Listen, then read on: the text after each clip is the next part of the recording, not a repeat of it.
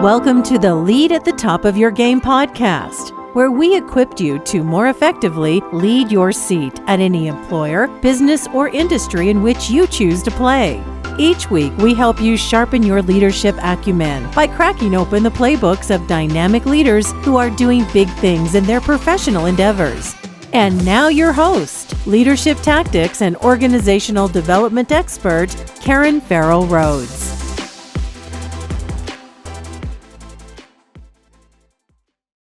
Hello, my superstars. This is Karen, and welcome to another episode of the Lead at the Top of Your Game podcast. We're absolutely over the moon to have on today's show Brandon Sawalich. I hope I said that right. Sawalich. He is the president and CEO of Starkey. And Starkey is the only American-owned hearing technology manufacturer, believe it or not. Brandon has worked in the hearing industry and at Starkey for over 30 years, which is kind of rare these days. People kind of jump companies and industries. But if you want to talk about a true leader that has in-depth knowledge about a particular industry, Brandon's our guy.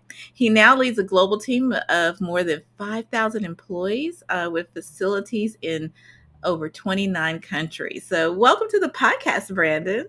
Thank you, Karen. Thank you for having me. Oh, I'm super thrilled to have you. Can't wait to hear more about the fantastic products and work that Starkey is doing and how they're serving their clients. But before we do that, we always love to know just a little bit more about our guests. So for just as much as you feel comfortable, can you give us a sneak peek into your life outside of work? I'd be happy to. It's something I rarely do because I'm talking about Starkey so much. It's something talking about myself is, I go there every once in a while, but I recently got married. So, congratulations. That's 1 month ago today, Jessica. And we have 4 kids. And our daughter, Amelia, lives in North Carolina. Nice. My son, William, races Xfinity NASCAR for Joe Gibbs Racing. And then our other 2 boys, Jackson and Christian, are interning here at Starkey as they're off from college break over the summer. So life's busy outside of Starkey. It sounds like it. But it sounds like a very full family with a lot of activities. So I'm sure all the kids and your new wife keep you busy. Yes, we just returned from the honeymoon. So. Oh, well, wonderful. Can you just share where you went for a honeymoon for us? We went to Ireland.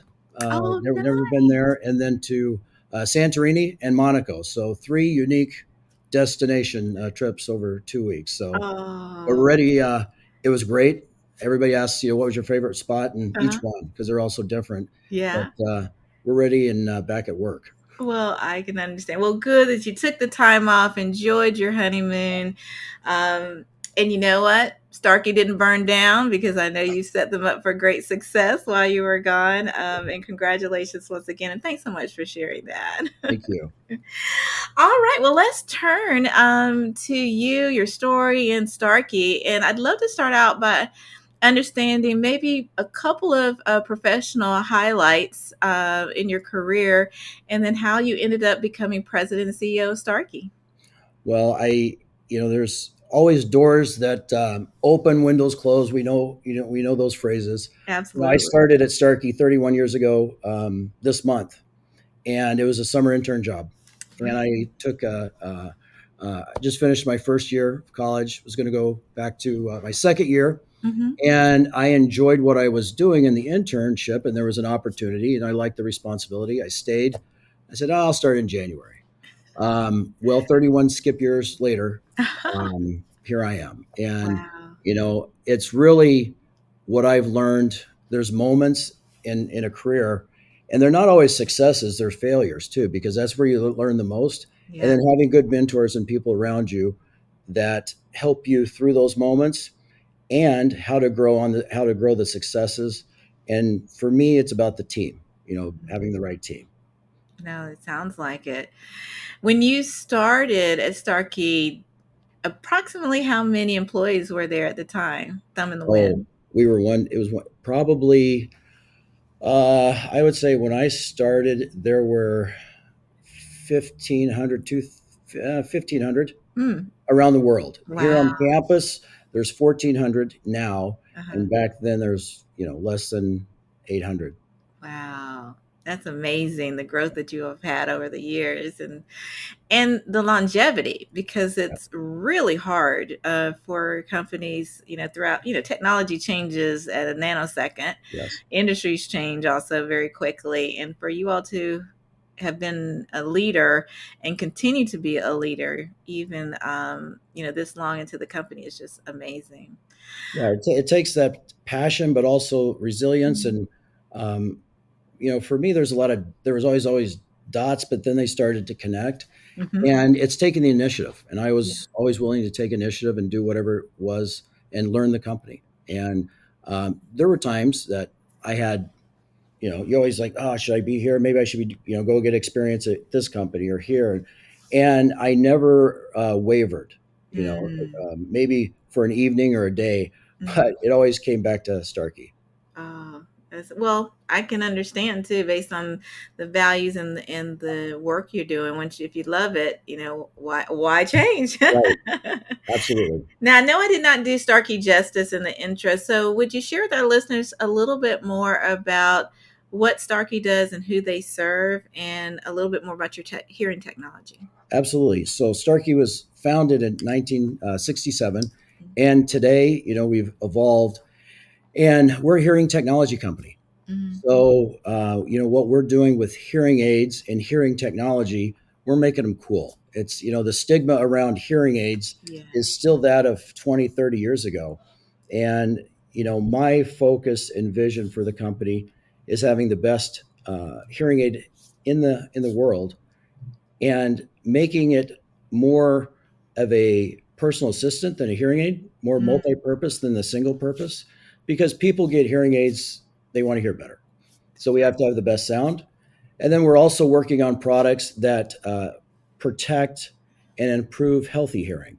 So stop Mm. the hearing loss and the noise up front, right? Because 1 in 6 teenagers have a hearing loss right now. With all the earpieces we have in our ears and blasting music or whatever they're watching. So we're all about the ear. I mean, Mhm. Starkey, we focus on how can we help people be the best they could be each and every day, either through protecting their hearing or Mhm. with our hearing technology for hearing aids. Amazing. So I'm curious about, who are your target audiences? Do you do direct to consumer, or do you mostly work with doctors that specialize, in, Yeah.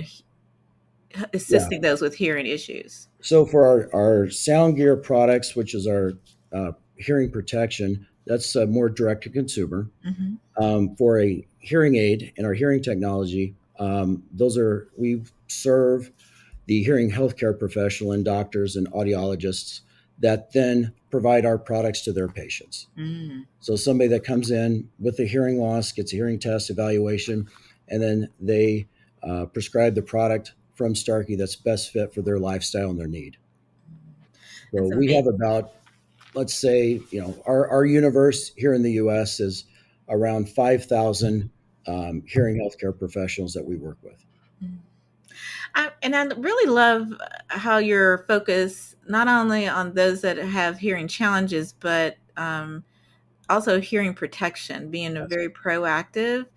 And you're right, there is such a stigma out there, unspoken stigma in many cases out there around those that have hearing challenges. It- but are you seeing it getting better, and Yeah, people are being more accepting of it, or being a less of a stigma, or do we still have a ways to go? we still have a little bit of a ways to go, but because of our product, Hmm. there's 5 hearing technology companies in the world. Starkey is the only U.S. owned and operated Hmm. here in Minneapolis. And what we've been doing with our product line, making them more multi-purpose, and the sleek design and the features and the patient ease and use of our products through the professional. Hmm. It's the education of that. It's not your great grandpa's hearing aids anymore. Right. Is in the movies and the media, or I still see today, to nobody's fault because they don't know either, is pictures of the big hearing aid behind your ear and from the Right. 1980s. Yeah. And that's not today's technology. I mean, Yeah. you can barely see them. You wouldn't even know it if you were wearing one. And really, it's kind of making it, again, the hearing aid more of your personal assistant. That's where we're going. I love how you couch that. Um, and what has been kind of the feedback from your clients on that? Are there any additional special requests that they would love to see you all do in the future? I mean, it sounds like you have a great product for today in Yes. today's world, but where do you see the evolution of hearing technology going? I see for hearing protection, it's going to continue what we're doing with AI Mhm. and being able to identify surroundings. We're working with the DoD on for our active military men and women that they could. They're not putting cotton balls or foamies in their ear. They're Mhm. devices that they could hear and have situational awareness. And as soon as there's a loud noise, it cuts it out, protects them. Mm. And then for those that have hearing loss, it could be a mild hearing loss or profound. It's always about the sound processing and what we could do with AI. And really, our products, through our technology, is exercising the brain, and it's filling in the dots or the holes that might have come from those with hearing loss. So we got Mhm. to keep the brain active and really starting to position the product as a health and wellness Yeah. product. And it's not just Mhm. a hearing aid that amplifies sound. We have fall detection as one of our health features, where if somebody, depending on their age and what they need, if a fall is detected, it can text you or two other of your family members that your mom or dad or somebody has the hearing aids detected a fall. I Um, didn't realize technology was so advanced that it can be able to do that. That Well, is thanks to amazing. Starkey, we're the only ones that, yes, we can do that. And Mm. that's where we're focused. Is you asked about kind of where we're going. Think of it like I always say this because my son is growing up. I've seen all the 22 Marvel movies up to Endgame. I Think bet. of, think of like Jarvis in your ear from Iron Man, and Ah, that's yes. and that's where what I see, because the ear is the best, one of the best places for that assistance, the health detection, along with as I said earlier, exercising the brain and keeping somebody active. Mhm. Are there industries that you're not targeted in yet that you would love to, that you can say? Because I don't want to give away any IP or anything that you're trying to, No, strategy that want others to hear. But I, I yeah, can imagine it. There's so many opportunities based on how the advancement of technology that you all have created. there is, and really the industries is the population. You've got 450 million people in the world that have hearing loss. 44 million here in the U.S. Hmm. What about those that don't? What if they could? Everybody, we talked sports a little bit. You and I did before he came on, and Yes. and what if you know your job, profession, career, pickup game of basketball, football, whatever it might be. What if your product could make you just a little bit better, give you a superpower, give Hmm. you a little bit better, more than normal hearing, and along with some other health features and monitors. So the opportunities there, the technology is really our barrier because we could go only so fast as technology continues to evolve for the good. So it's really using your ear for, you don't have to have a hearing loss. You could protect your hearing, but uh, everybody wants, their superpower, and using that as an advantage in your daily job. Yeah, definitely. Do you all have other, and it's okay if the answer is no, I'm just curious. Do you all have other partners that you work with, like in a joint venture space to help with overall, Yeah, um, not in joint venture, but we have partners in technology. okay. Um, our hearing aids, Bluetooth, Mhm. they stream. So we work with Apple Mhm. quite a bit, and Samsung. We've worked with Google. So a lot of the top names, and then some smaller companies that are really focused on sound processing and Mhm. the best, cleanest sound and working on microprocessors that we work with for our next generation of products. That makes a lot of sense. Where I was thinking, one that popped in my head, because I'm a notorious brainstormer. I was thinking, wow, I wonder, when you said hearing protection, I think about, and we still have them, call centers or people that are customer service reps that have those, headsets. And if you had the protection technology in the ears, that, It's funny you said helps that for because employee well-being. that's been Starkey was in that business. We still are because we provide ear molds, custom ear molds Mm. for Mhm. call centers, operators, whoever, first responders, TV personalities, and news anchors who have earpiece in their ear. So Yeah. we do a lot of customized molds, but also using our technology so they can hear what's coming in a lot clearer. Oh, that's amazing.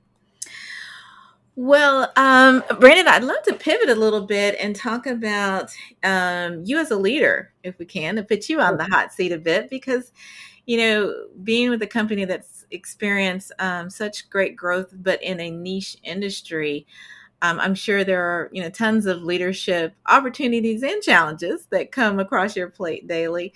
And so, with Starkey being a purpose-driven company, what is your personal approach to leading and being at the helm Yeah. of such a company?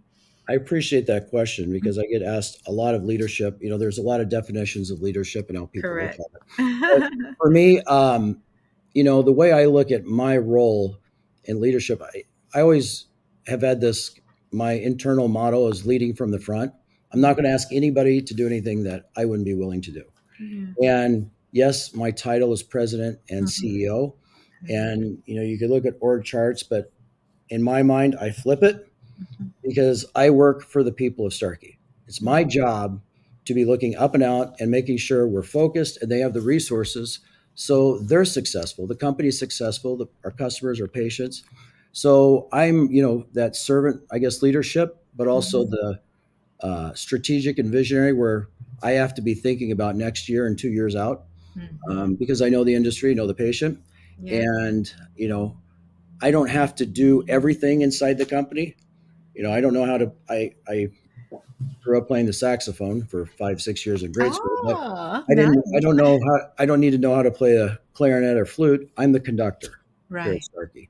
So Yeah. I bring the team together because it's about the people. You're only going to go as far and as great as the teams that you build and the type of people you bring in with an established culture that we have here at Starkey. Yeah, you're so right. I love that. And as you said, when you talk about it, as I'm sure do you do when you have your town halls or to your entire team about what you all are trying to achieve and in the way you're trying to achieve it, then it really gives a roadmap for your organization on how they can best contribute and be on board and Yeah. evangelize the culture that you're trying to create there. And that's important for leaders of all types and all Well, levels. and here at Starkey, the team building and the people, the new hires and people that we bring in and develop, we do focus it around our culture. And it starts with caring in our industry. We're in the caring business. We're in the Yeah. people business because we help connect people with people through Mhm. better hearing. Yeah. And, we have to, as I, say is, we have to hire for attitude, Mhm. develop the talent because it's very hard to develop a bad attitude. That's true. That's definitely true. um, being in that role for so long, I'm sure there were some roadblocks or hiccups along the way.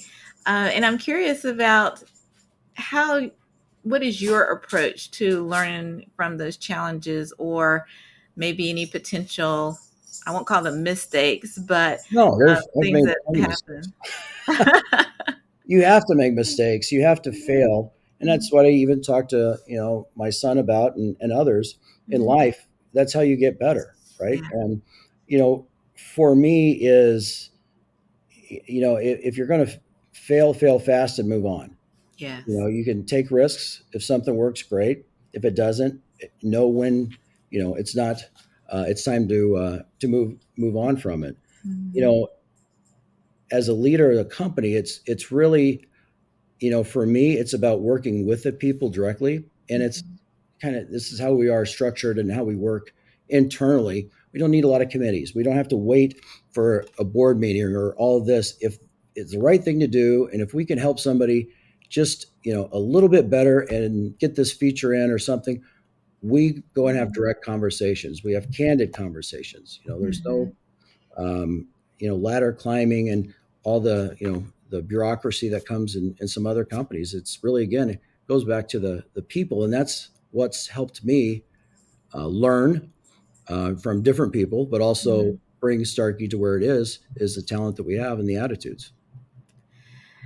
But so I can tell you're a very personable and hands-on leader. But when you grow your team to be in the thousands, Mhm. how do you get that to permeate throughout the That's entire organization? that's a good, for me, you know, 10 years ago, really starting with building an executive team, and then you've got to have the feeder system, right? Mhm. And you've got to set the vision to be clear, what type of the culture, and Mhm. really getting that culture, I'll say, permeate the organization, but Mhm. jumpstart, because it's there, but sometimes it goes down. Yeah, yeah.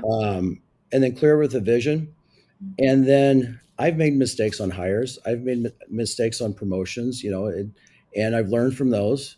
Mhm. And then you start dialing it into, it comes down to, you have a strong bench. And I see this and hear this in conversations with friends and other CEOs and executives that I know, where they're going to go get this star person at XYZ company. Mhm.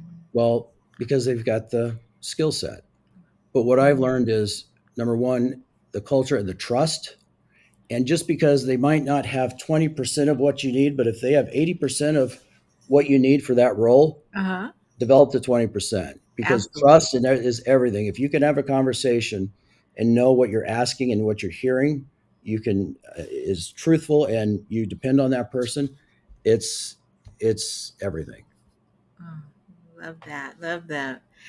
Now, we always try to give our listeners, although you've been giving us value bombs during the entire episode, but we always love to give them a few additional nuggets if they don't remember anything else from your advice or your leadership journey. What do you want to make sure that our listeners take away um, from this episode in your leadership approach? Find your purpose and your definition of leadership, because Mm, everybody has a different definition, and that's that's true. okay. That's true. And if you find a place or a passion, you're never going to work a day of your life. That's true. And you have to lead yourself before you can lead others, and really understand who you are as a leader, and be comfortable with that. Don't try Yeah. and be somebody you're not. Absolutely. I talk to a lot of those that are early in career and they're struggling because they don't understand or clueless or think they're clueless about what their purpose is.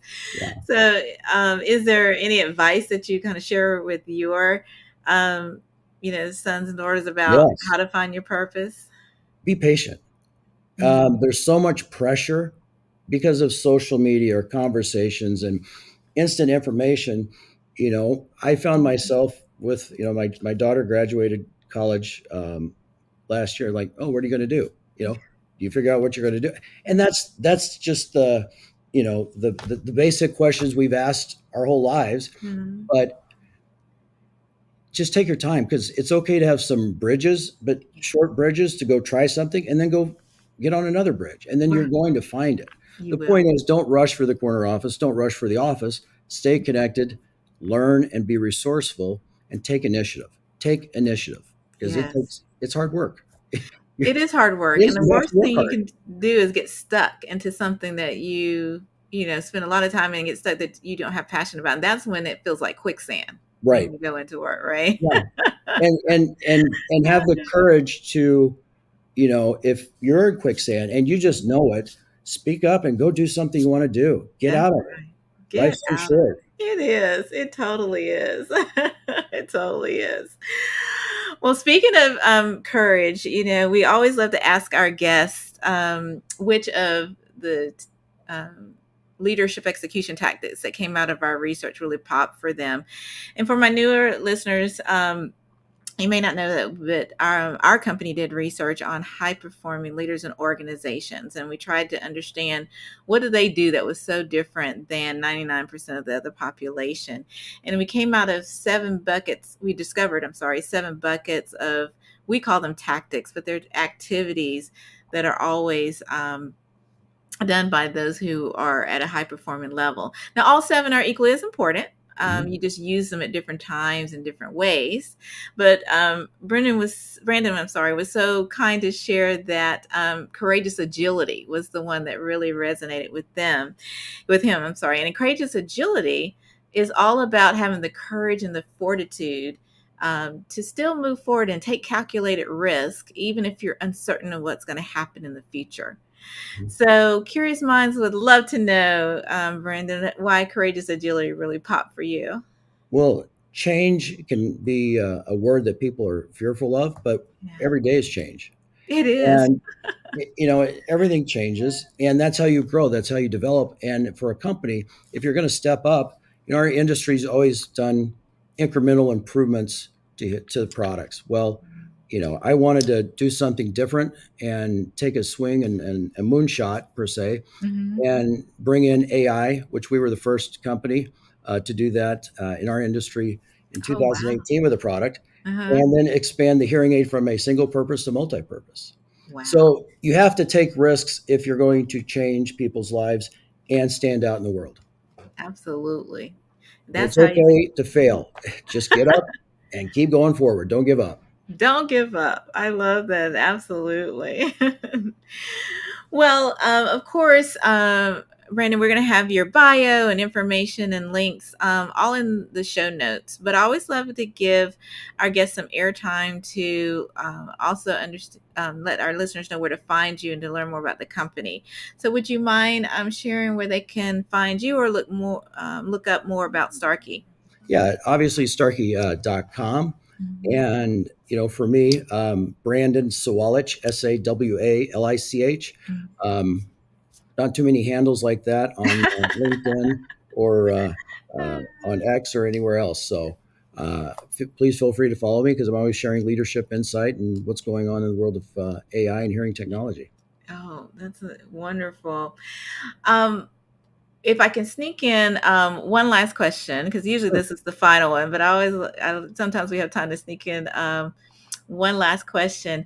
I'm just curious, what is one big leadership win that you have experienced over your career that you're so proud of? Seeing the faces and feeling the celebration of the employees and how proud they are to work at Starkey and where we're at Oh, now, because we had to go through a lot to get where we are, and companies do. yeah, But they when do. I can see the smiles and people know and feel that we're winning, um, that's why I'm in it. I mean, it's not about the bank accounts or all about market share. You could sell cheap product and bad product for market share. It's knowing that you're providing great technology, great products. You got a great company, great people, great culture, Mhm. and our customers are telling us that we're doing a good job. Mm, that is a huge win, and Yes, that's what keeps it going. And that's why Starkey has been here for what, over 30 years now. It's been amazing, amazing road and journey that you all have, and I just want to personally congratulate well, you all thank on you, that. You and your entire organization. I know it thank takes you. a full team. Yes, it does. Oh, well, thanks again, Brandon, for the gift of your time.